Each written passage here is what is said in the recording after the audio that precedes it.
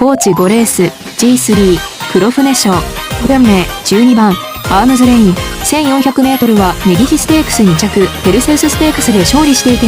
外枠からスムーズに行ける外枠はグッド楽な展開で巻き返し期待対抗9番エンペラーワケア前走フェブラリーステークス5着武蔵野ステークス勝ちは実績上位タンアナ8番アラジンバローズ JDC スプリント3着サマーチャンピオン勝ちと中央相手にも通用していてレース自体も地方馬も上位に来るレース利点の評価1番ラプタス適性は高いが金層は不安定2番ナムラフランクオープン特別では上位だが重賞だと物足りない3番シャマル適性実績高いが金層は低調気味でリスクある馬券は本命アームズレインからエンペラーワケアアラジンバローズ生まれワイド流しで勝負